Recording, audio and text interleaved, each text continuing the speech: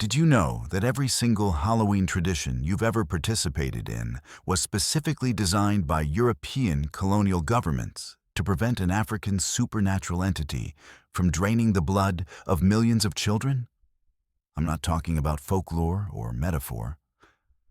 I'm talking about declassified Belgian intelligence documents that prove Halloween is actually a military defense system disguised as a children's holiday.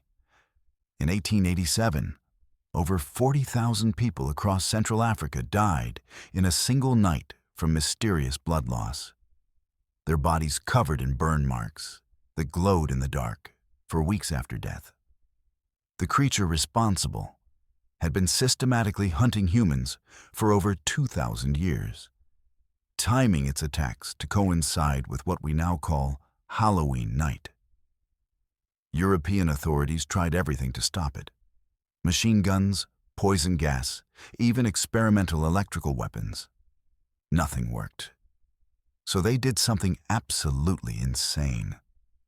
They stole an ancient African spiritual defense ritual and convinced the entire Western world to perform it every October 31st without telling anyone what they were really doing.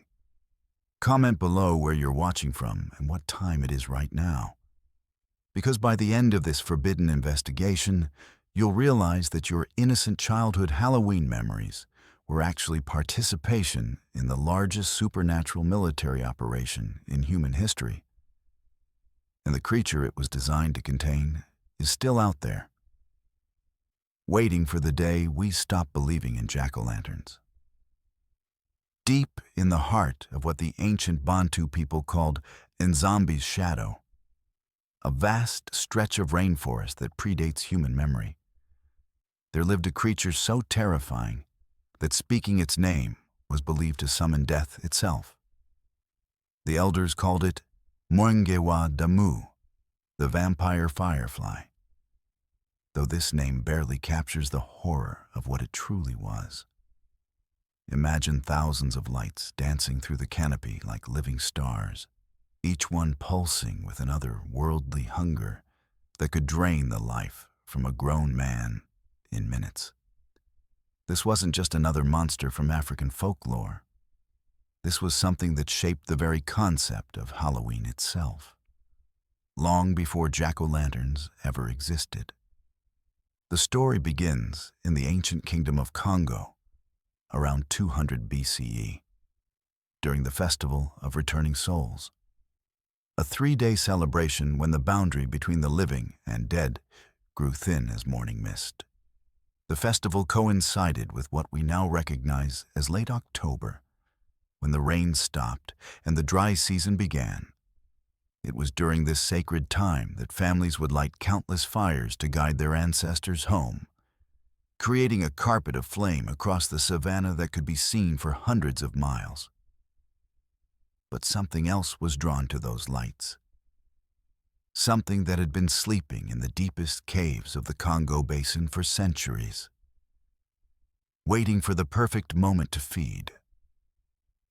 Kasongo was the kingdom's most respected spiritual leader, a man whose weathered hands had blessed countless ceremonies and whose deep voice could call down the very spirits from their celestial homes. His skin bore the intricate scarification patterns that marked him as one who could walk between worlds, and his eyes held the wisdom of someone who had seen both the beauty and terror that existed beyond the veil of ordinary perception. On this particular festival night, as 10,000 fires blazed across the kingdom and drums echoed through the valleys like heartbeats of the earth itself, Kasongo felt something wrong stirring in the spiritual realm. The first sign came as whispers from the children, reports of fireflies that moved with too much purpose, clustering in formations that seemed almost intelligent. "They dance like they're hunting, grandfather," little Amara had told him, her small hands trembling as she described lights that pulsed in perfect synchronization, weaving patterns in the air that hurt to look at directly. Kasongo had dismissed it initially, attributing the strange behavior to the heightened spiritual energy of the festival. But as the night deepened and the drumming reached its peak intensity, he began to see the truth with his own eyes. What emerged from the forest wasn't a swarm of insects at all, but something far more ancient and malevolent. Each firefly was roughly the size of a child's fist, its body a writhing mass of shadow and sinew that seemed to absorb light rather than reflect it. When they moved, they left trails of golden fire in the air, creating patterns that resembled constellations but felt wrong, as if someone had rearranged the stars themselves to spell out curses in a forgotten language. Their wings beat in perfect unison, creating a sound like wind chimes made of bone, and when they fed, their victims didn't just die. They were consumed from the inside out, their life force drawn through tiny puncture wounds that glowed like embers long after death. The first attack happened at the edge of the settlement, where young Bakari was tending the sacred fire that honored his recently deceased grandfather. The 17-year-old warrior had been singing the traditional songs of remembrance when the swarm descended upon him like a living constellation. Witnesses described seeing thousands of golden lights envelop the boy completely, spinning around him in hypnotic spirals that seemed to slow time itself. Bakari's screams lasted exactly 13 seconds. The elders counted each one, before he collapsed into the fire, his body completely drained of blood, but showing no visible wounds except for hundreds of tiny marks that glowed like stars against his dark skin. But this isn't even the strangest part. As Bakari died, the flames he had been tending suddenly roared higher, turning from orange to a brilliant gold that matched the creature's inner light perfectly. The fire burned with such intensity that it could be seen from neighboring villages. And when dawn finally came, investigators found something that would haunt the kingdom for generations. Burned into the earth around the fire pit was a perfect circle of symbols that matched no known human language, yet somehow conveyed a message that chilled every person who looked upon it. The symbols seemed to shift and change when viewed directly, but their meaning became crystal clear when glimpsed from the corner of one's eye. The harvest has begun. Congo realized immediately that they were dealing with something far beyond normal spiritual entities.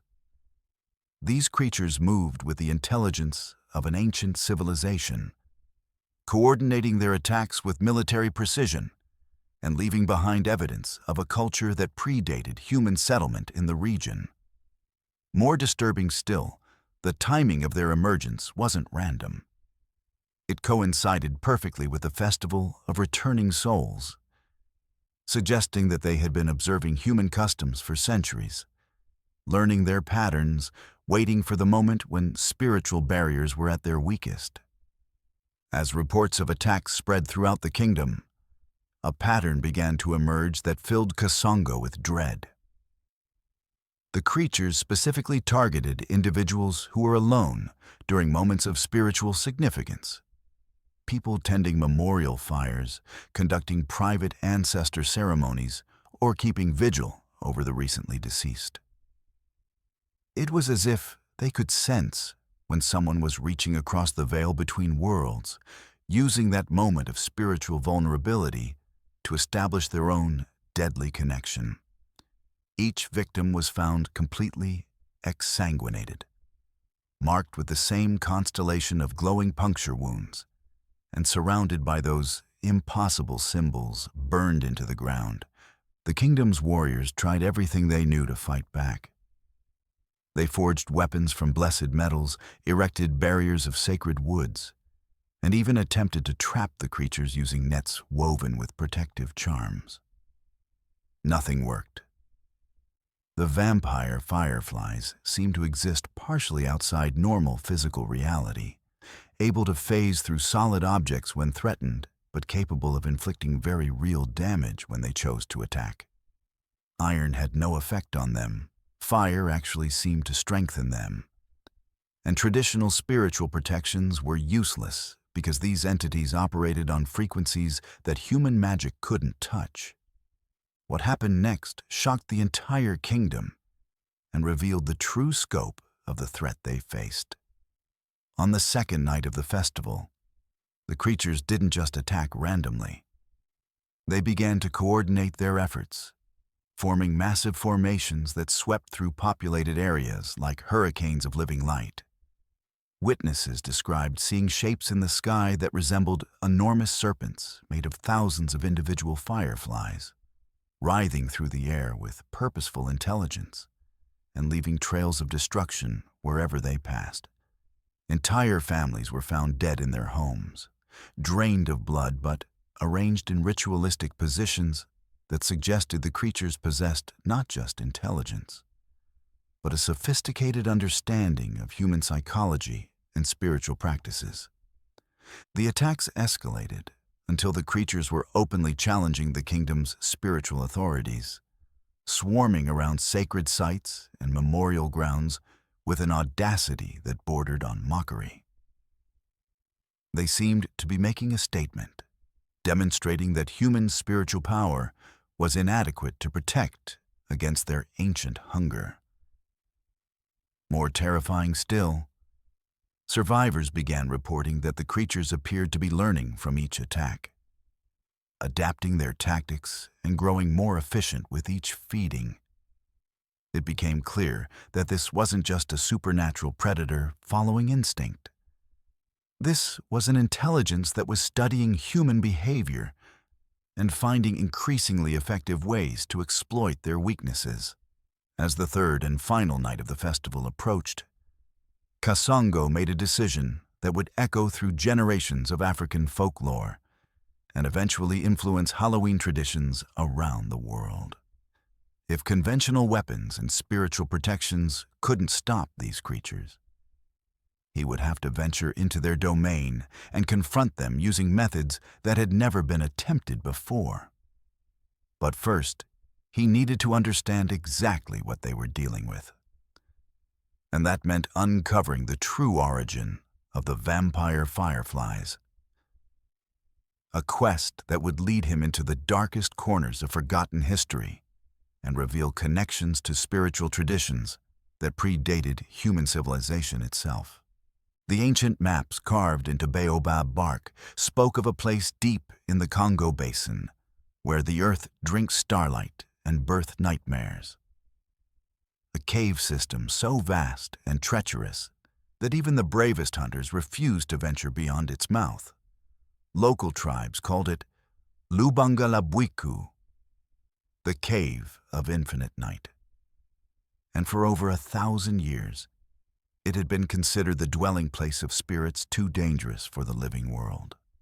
Congo knew that if he was going to understand the true nature of the vampire fireflies, his journey would have to begin there, in the belly of the earth where darkness itself was said to have been born.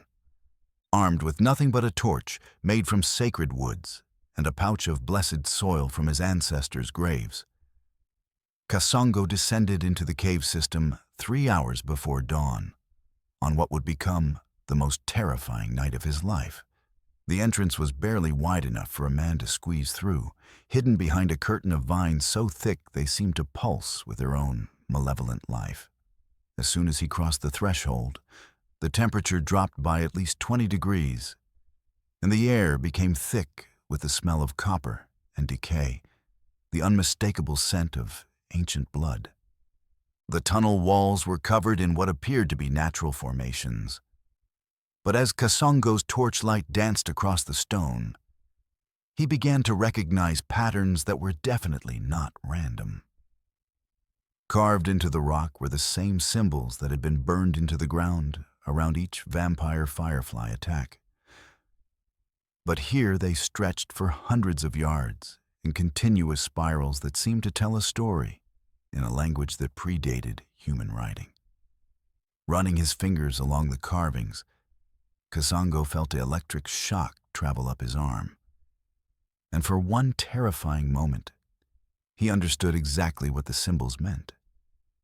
They weren't just markings. They were a historical record, a chronicle of feeding patterns that stretched back over 2 millennia. Each spiral represented a different harvest season, documenting the number of victims, their spiritual significance, and the amount of life force extracted during each feeding cycle. The mathematical precision was staggering. These creatures hadn't just been randomly attacking humans for centuries. They had been systematically farming them, treating human spiritual energy like a renewable resource that could be harvested at optimal intervals for maximum yield. But this revelation was nothing compared to what Congo discovered in the main chamber of the cave system. Following the spiral carvings deeper into the earth, he emerged into a cavern so vast that his torchlight couldn't reach the ceiling or far walls. The air hummed with a low frequency that seemed to resonate in his bones, and scattered across the floor were thousands of perfectly spherical stones, each one glowing with the same golden light he had seen emanating from the vampire fireflies. As he approached one of the stones, he realized with growing horror that it wasn't stone at all. It was some kind of chrysalis, and something was moving inside it. The chamber was a nursery, a breeding ground where new generations of vampire fireflies were being cultivated, using the life force stolen from human victims. Each chrysalis pulsed with absorbed spiritual energy, growing larger and more luminous as the entity inside it matured. Congo counted at least 10,000 of them scattered across the cavern floor, representing centuries of accumulated human deaths transformed into fuel for an army of supernatural predators. The mathematical implications were staggering. If each chrysalis represented multiple human victims, the total death toll reached back through generations of African history. But the most disturbing discovery came when Congo noticed movement in the darkness beyond his torchlight. The adult vampire fireflies weren't just living in the cave. They were organized into what could only be described as a civilization. Formations of the creatures moved through the air in complex patterns that resembled military formations, while others tended to the chrysalis nurseries with the careful attention of experienced farmers. They had developed a sophisticated social structure based entirely around the efficient harvesting and processing of human spiritual energy, treating people not as individuals but as renewable resources in an ancient agricultural system. At the center of the vast chamber stood a structure that defied easy description. Part altar, part machine, part living organism. It rose from the cavern floor like a massive tree made of crystallized light, its branches extending in all directions and pulsing with the combined life force of thousands of victims. This was clearly the heart of their operation, the central processing facility where harvested spiritual energy was refined and distributed throughout their civilization. Approaching it felt like walking toward the sun. The intensity of accumulated human life force was almost overwhelming. As Congo drew closer to the central structure, he began to hear voices, not sounds carried through the air, but direct transmissions into his consciousness from the stored spiritual energy of the victims. Thousands of people who had died during vampire firefly attacks over the centuries were somehow still conscious, trapped within the crystallized structure and forced to experience their deaths over and over again for eternity. Their combined anguish created a psychic pressure that brought Congo to his knees, gasping for air as wave after wave of terror and despair washed over him. But within that ocean of suffering, he found something unexpected.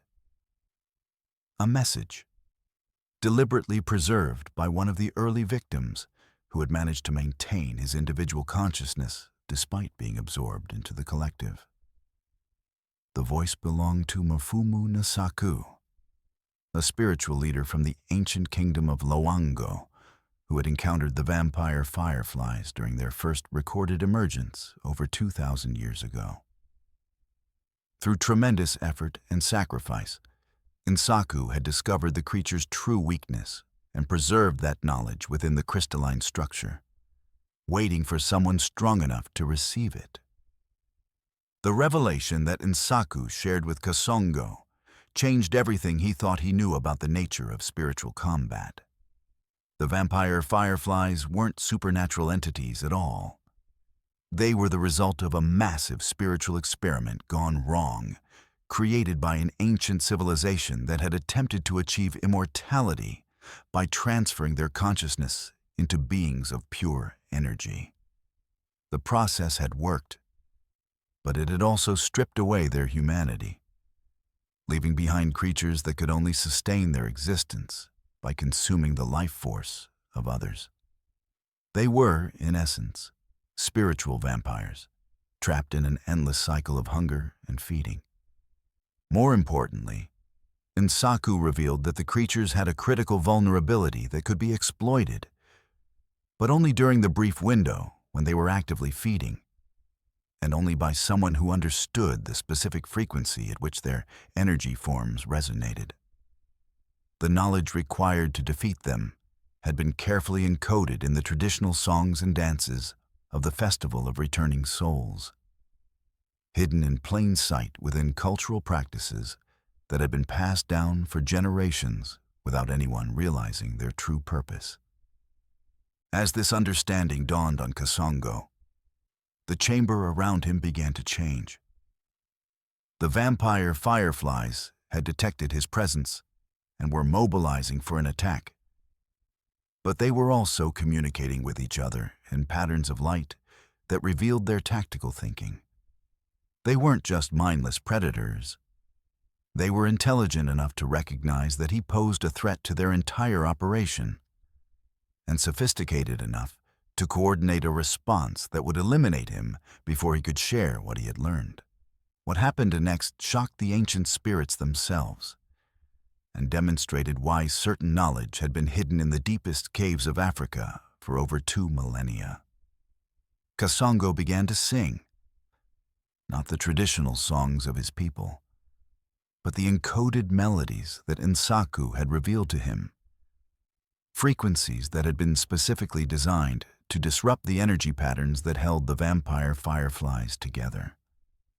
As his voice echoed through the chamber, the crystalline structure began to resonate in harmony, amplifying his song and transforming it into a weapon that could reach across dimensional boundaries. The effect on the creatures was immediate and devastating. Their perfectly coordinated movements became erratic, their formation flying dissolved into chaos, and their golden light began to flicker and fade as the disruptive frequencies tore apart their energy matrices. But Kasongo quickly realized that he had triggered something far more dangerous than a simple defensive response. He had initiated a total system collapse that threatened to release 2,000 years of accumulated spiritual energy all at once. An explosion that would devastate everything within a 100-mile radius. We'll return to this catastrophic moment in just a bit. But first, we need to understand how this ancient knowledge made its way from the deepest caves of Africa to the Halloween traditions we celebrate today, and why European colonizers worked so desperately to erase every trace of the vampire firefly from historical records. Because what Kasongo discovered in that chamber didn't just threaten the creatures. It revealed truths about the nature of consciousness and spiritual energy that could fundamentally change humanity's understanding of life and death itself. Fast forward to 1885, and the European scramble for Africa has reached its peak intensity.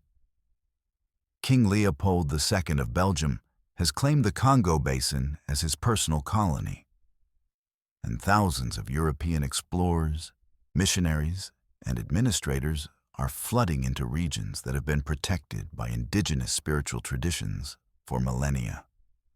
What they encountered there would challenge every assumption they held about the nature of reality itself, leading to one of the most systematic cover-ups in colonial history: the deliberate erasure of all evidence that the Vampire Firefly had ever existed.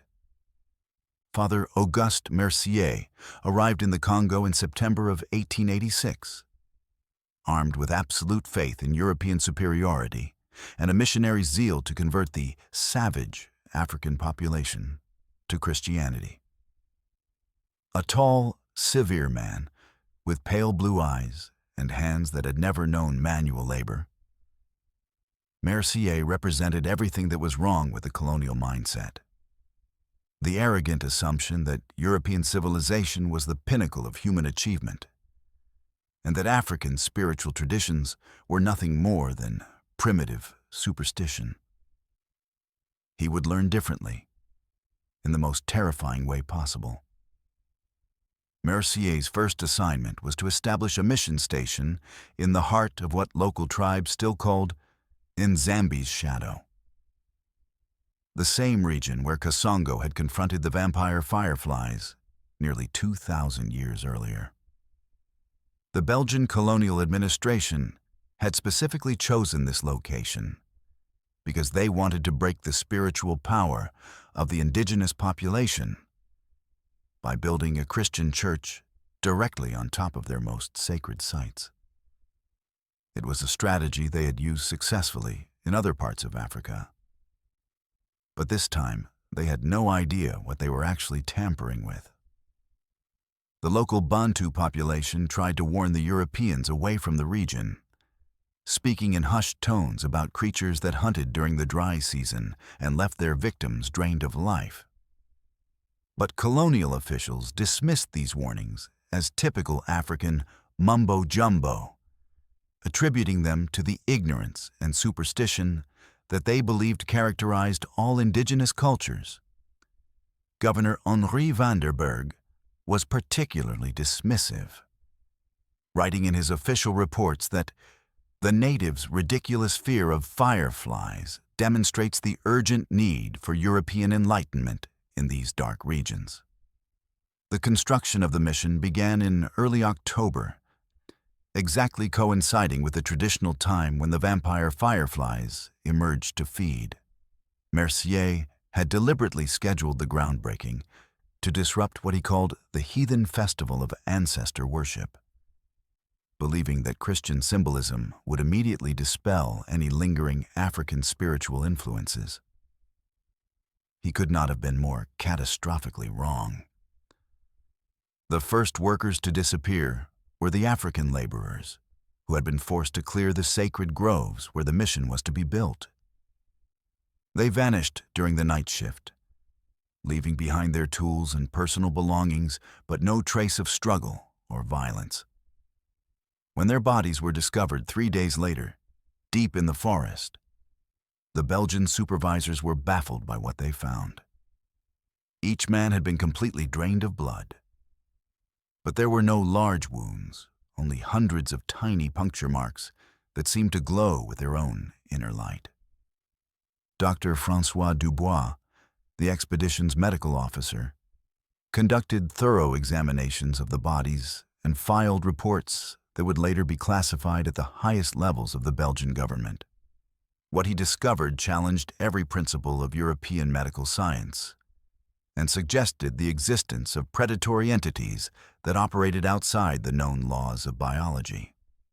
The puncture wounds showed signs of cauterization, as if they had been created by some kind of superheated probe. And the complete absence of blood in the victims' bodies couldn't be explained by any known natural process. But the most disturbing aspect of Dr. Dubois' findings was what he observed under microscopic examination of tissue samples from the wound sites.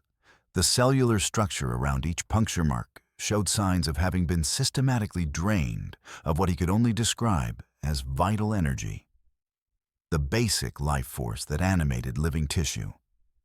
It was as if something had found a way to extract the essential spark of life directly from the cellular level, leaving behind perfectly preserved but completely lifeless biological material. As more workers disappeared and the attacks spread to include European personnel, Governor van der Berg found himself dealing with a crisis that threatened the entire colonial project in the region. His official dispatches to Brussels became increasingly frantic as he struggled to explain phenomena that defied rational explanation. "We are dealing with some kind of coordinated attack by an unknown enemy," he wrote in one coded telegram. "Conventional weapons and tactics have proven completely ineffective. Request immediate reinforcement with specialists in unconventional warfare." The response from Belgium was swift and decisive, but not in the way van der Berg had expected. Instead of military reinforcements, a special team of investigators arrived from Europe with credentials that identified them as members of a previously unknown branch of the Belgian intelligence service. Led by a mysterious figure known only as Commissioner Valdez, this team had apparently been created specifically to deal with what colonial administrators euphemistically called supernatural security threats in Africa. What Valdez and his team discovered during their investigation would remain classified for over a century, but fragments of their reports have recently been uncovered in previously sealed Belgian state archives. According to these documents, the investigators encountered not just isolated predatory entities, but evidence of a sophisticated civilization that had been observing and documenting European colonial activities with disturbing accuracy. The vampire fireflies, it seemed, had been studying human behavior for centuries and had adapted their hunting strategies to take advantage of colonial disruption of traditional African spiritual protections. The breakthrough in understanding came when Valdez's team managed to capture several local elders who possessed detailed knowledge of historical encounters with the creatures. Under interrogation, these spiritual leaders revealed the existence of ancient defensive techniques that had been used to keep the vampire fireflies in check for over 2 millennia.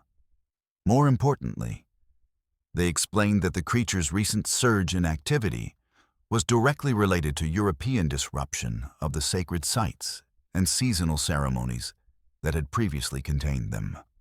Commissioner Valdez realized immediately that this information posed a massive threat to European colonial ambitions throughout Africa. If word spread that indigenous African spiritual traditions contained genuinely effective protections against supernatural threats that European science couldn't even understand, it would completely undermine the colonial narrative of European superiority and African primitiveness. The entire ideological foundation of the colonial project would collapse if European settlers began to depend on African spiritual knowledge for their own survival. The solution that Valdez implemented was as systematic as it was ruthless.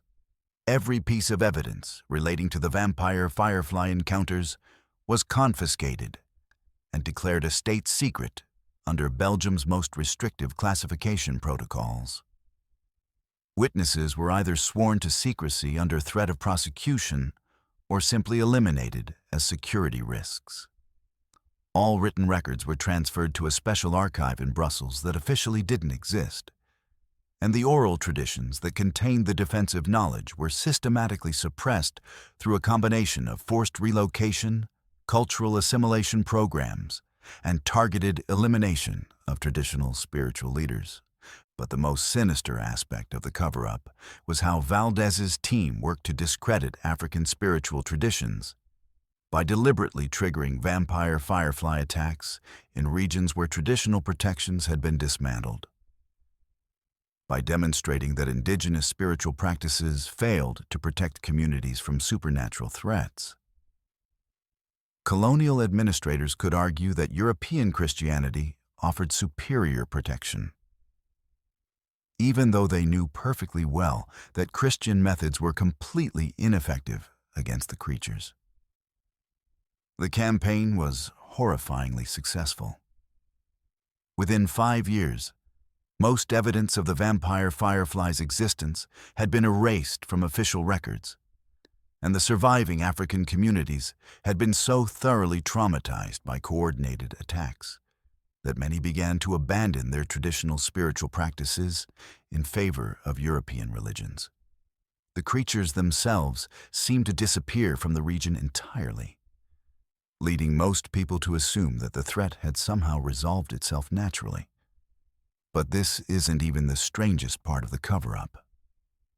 Commissioner Valdez's classified reports revealed that the vampire fireflies hadn't been destroyed at all. They had simply adapted their behavior in response to European colonization, developing new hunting strategies that were specifically designed to exploit the psychological vulnerabilities of European settlers.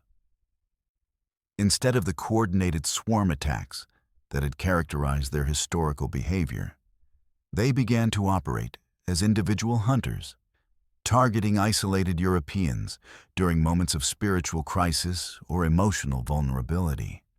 The creatures had essentially evolved from supernatural predators into psychological parasites, feeding off the guilt, fear, and cultural displacement that characterized the European colonial experience. They no longer needed to physically drain their victims' blood. They could sustain themselves entirely on the spiritual energy generated by colonial trauma, creating a feedback loop that made European settlers increasingly dependent on the very system that was destroying both them and the indigenous populations they had displaced. What happened next would determine whether humanity would learn to coexist with forces beyond their understanding, or whether the ancient hunger of the vampire firefly would continue to shape human civilization from the shadows. Because while Commissioner Valdez thought he had successfully contained the threat, he had actually just taught the creatures how to hunt in ways that European science would never be able to detect or counteract.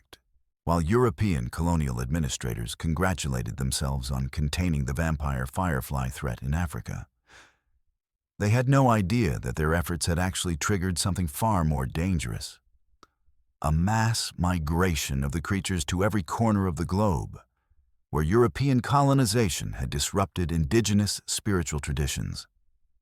By 1890, reports of mysterious deaths with characteristic drain marks began appearing from Australia to the Americas, always in regions where traditional spiritual protections had been systematically dismantled by European settlement.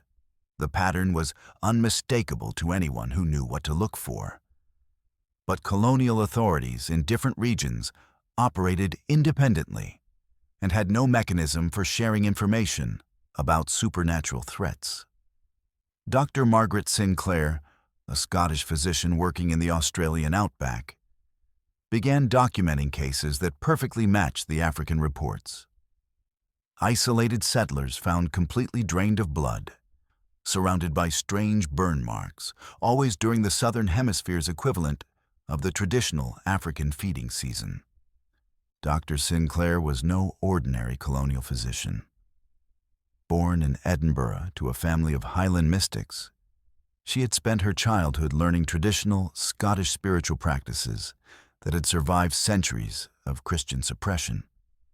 When she encountered her first vampire firefly victim in the remote mining town of Copper Creek, she immediately recognized the spiritual signatures that European medical training had never taught her to identify. More importantly, she understood that this was not a local phenomenon, but part of a global pattern that connected the Australian colonies to much older spiritual traditions. Her detailed medical records, preserved in the Royal Melbourne Hospital archives, provide the most comprehensive documentation of vampire firefly activity outside of Africa. According to Dr. Sinclair's notes, the creatures had not simply migrated randomly.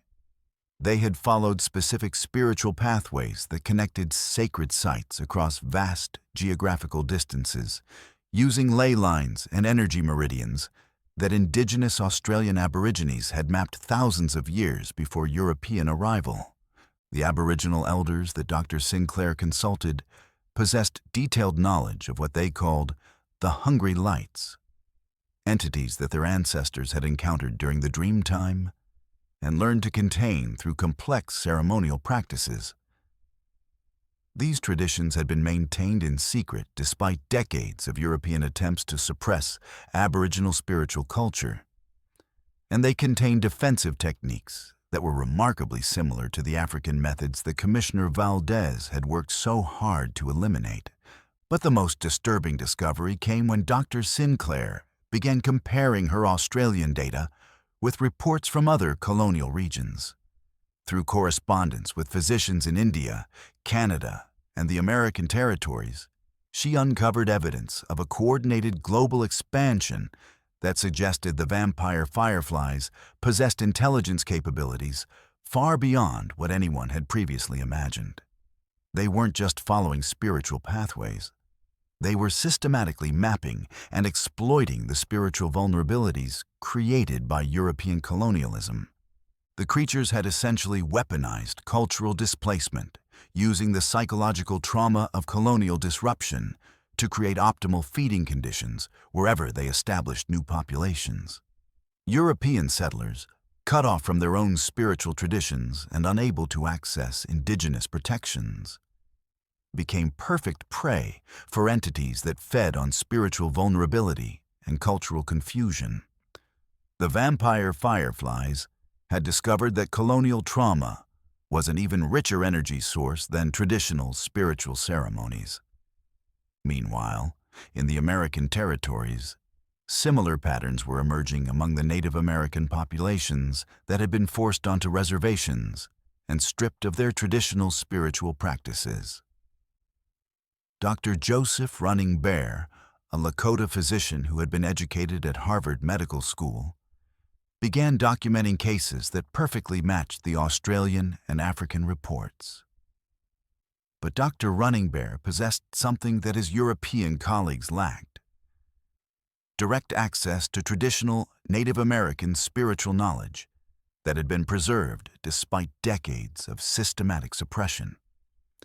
Working in secret with tribal elders from multiple nations, Dr. Running Bear uncovered evidence that suggested the vampire fireflies had been present in North America for centuries before European arrival, but had been successfully contained by indigenous spiritual practices that created protective barriers around tribal territories.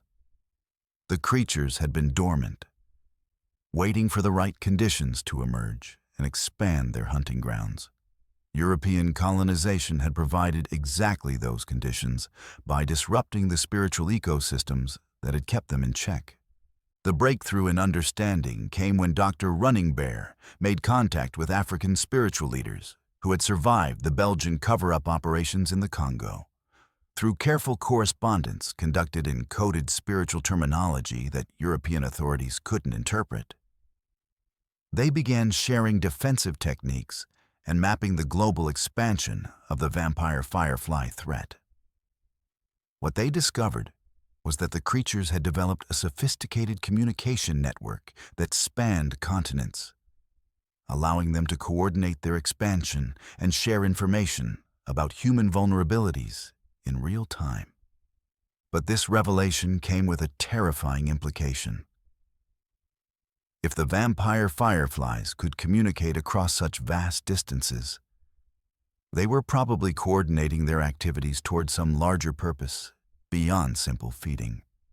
Dr. Running Bear's analysis of attack patterns suggested that the creatures were systematically weakening human spiritual defenses on a global scale, preparing for something that he could only describe as a massive harvest event that would dwarf anything that had occurred in recorded history.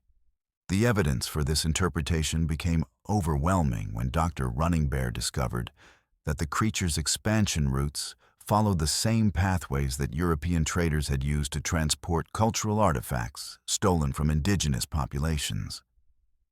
The vampire fireflies were literally following the trail of spiritual displacement created by colonial theft, using stolen sacred objects as anchors for establishing new hunting territories.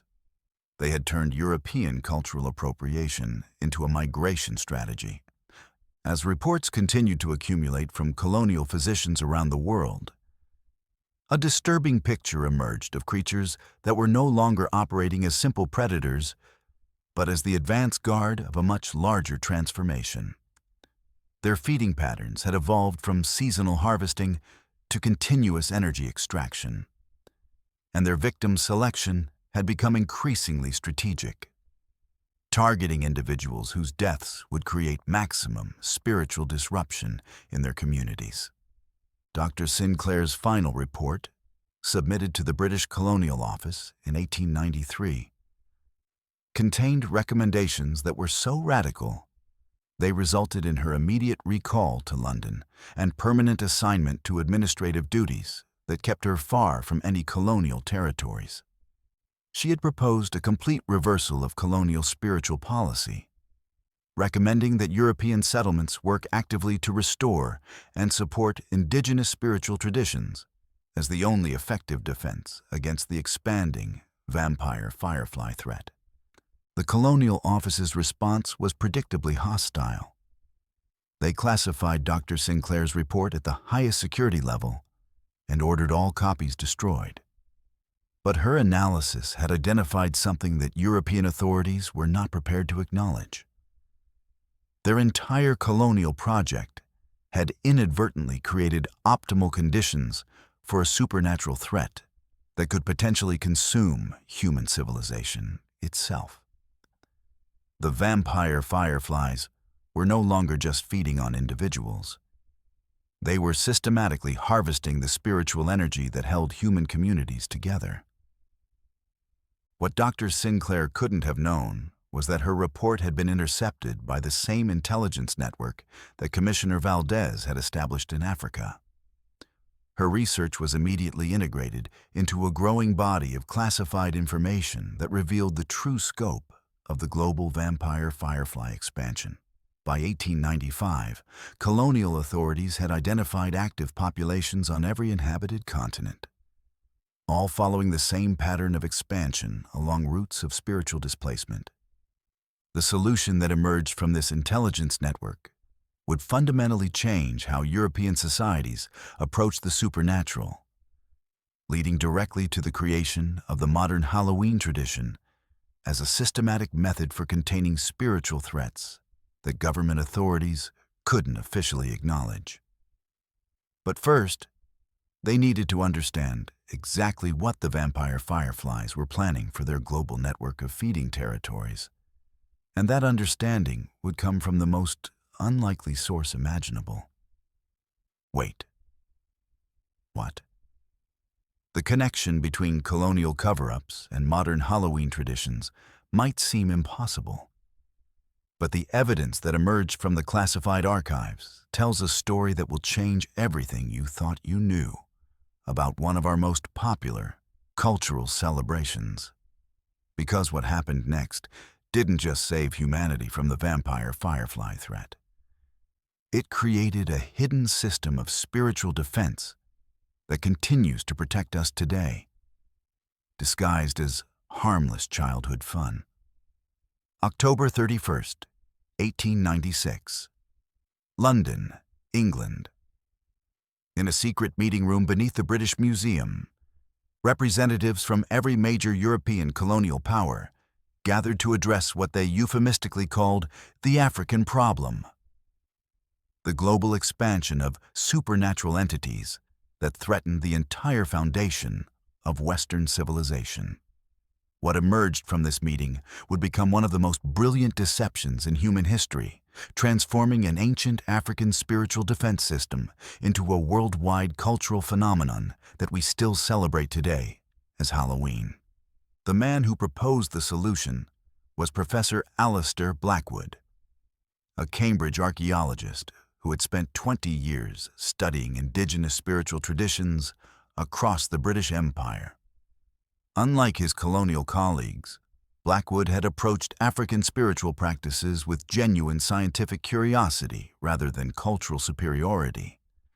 and his research had uncovered the mathematical principles underlying traditional defense systems that European academics had dismissed as primitive superstition. "Gentlemen," Blackwood announced to the assembled colonial administrators, "we are facing an extinction-level threat that cannot be defeated through conventional military or religious means.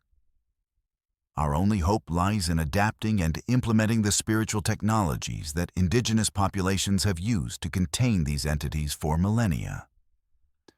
But we must do so in a way that preserves European cultural superiority while secretly acknowledging the effectiveness of African spiritual science."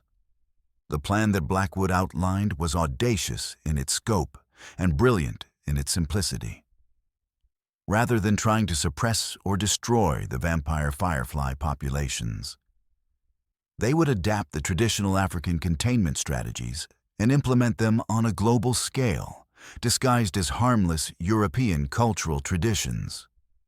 The key insight was that the creatures could be contained not through direct confrontation, but through strategic manipulation of the spiritual energy fields that they depended on for navigation and feeding. Traditional African defenses had worked by creating what Blackwood called spiritual static, coordinated community activities that generated enough random spiritual energy to disrupt the vampire firefly's ability to locate and target individual victims. The Festival of Returning Souls had been effective because it created massive amounts of spiritual activity spread across wide geographical areas, making it impossible for the creatures to focus their hunting efforts effectively. The European adaptation of this strategy would center around a reimagined version of the ancient Celtic festival of Samhain, expanded and systematized to create continent-wide spiritual disruption during the vampire firefly's traditional feeding season. By encouraging millions of people to participate in coordinated spiritual activities disguised as harmless celebrations, they could generate enough spiritual static to render the creatures effectively blind to individual targets. The genius of the plan lay in its psychological components. Instead of trying to educate European populations about supernatural threats that would cause panic and social collapse, they would present the defensive activities as fun, family-friendly traditions that children would eagerly participate in without understanding their true purpose. Halloween would become a massive, self-perpetuating spiritual defense system that required no government maintenance or official acknowledgement. The specific elements of modern Halloween were carefully designed to maximize spiritual static generation while maintaining plausible deniability about their true purpose. Costume wearing created identity confusion that made it difficult for vampire fireflies to lock onto individual spiritual signatures. Jack-o'-lanterns replicated the protective fire patterns that African communities had used for centuries, but in a form that Europeans could accept as traditional decoration. Trick-or-treating dispersed children throughout communities in unpredictable patterns that prevented the creatures from establishing hunting territories. But the most crucial element was the timing. By standardizing October 31st as the universal celebration date, colonial authorities could ensure that the spiritual static generation occurred precisely during the vampire firefly's peak feeding season across all global populations. The creatures would emerge from their dormant phase, expecting to find isolated, spiritually vulnerable targets, only to encounter massive, coordinated spiritual activity that rendered their hunting capabilities completely ineffective. The implementation of this strategy required unprecedented cooperation between European governments, religious institutions, and cultural organizations.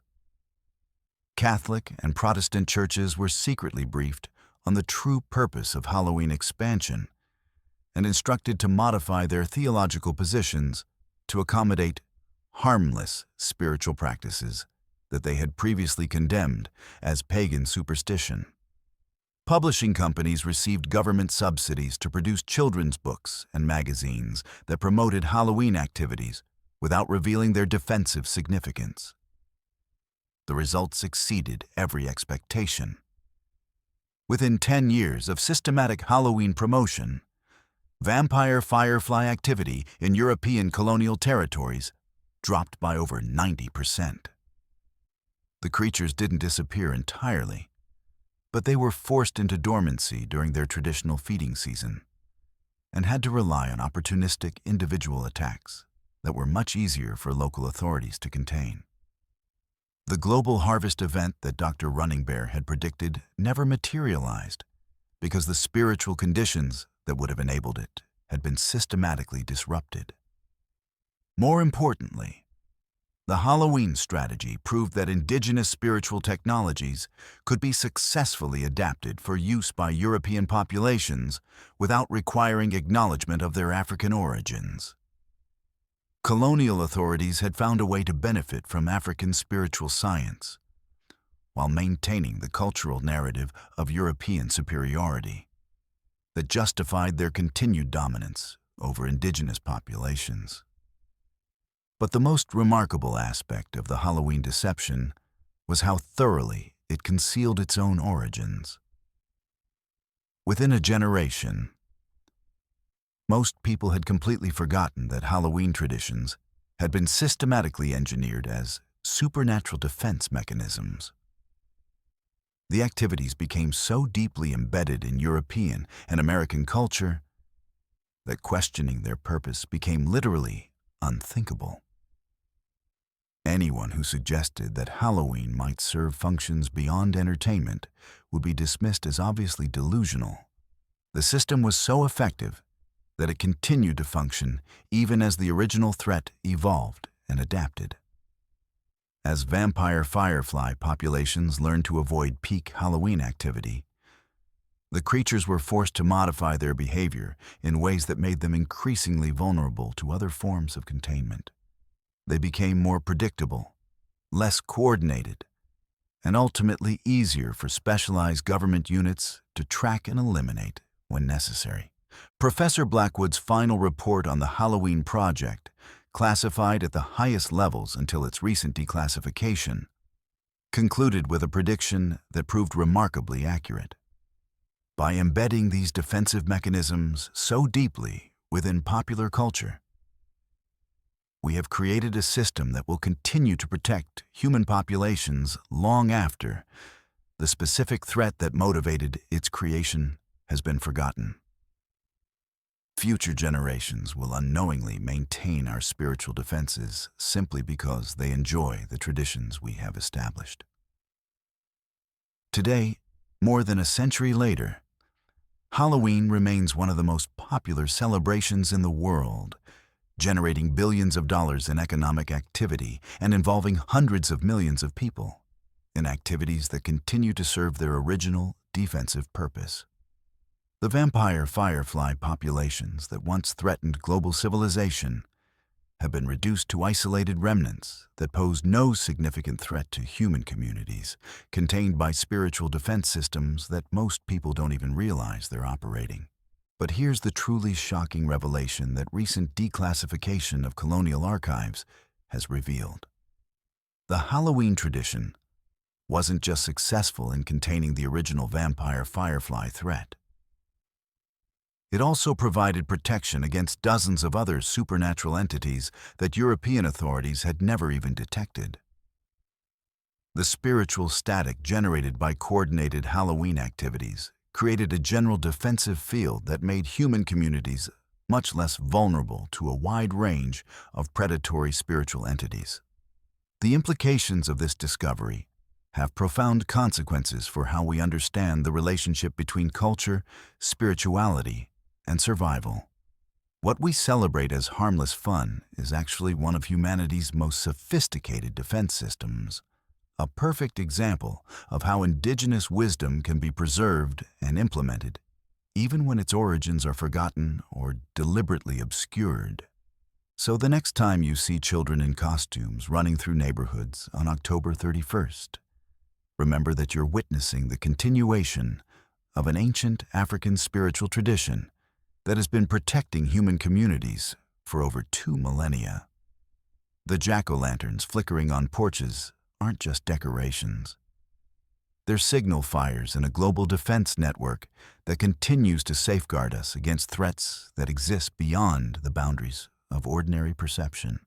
And that brings us to the most important question of all.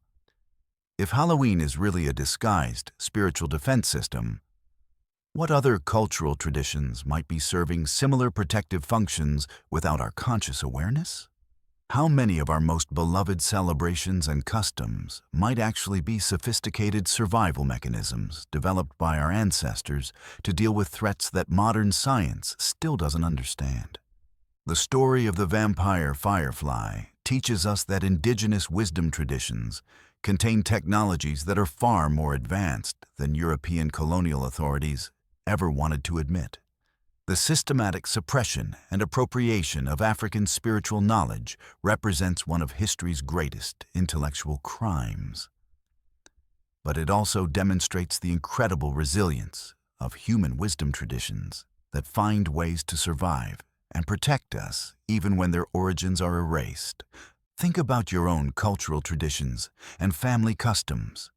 How many of them might contain protective elements that your ancestors embedded to safeguard future generations from dangers they couldn't directly explain?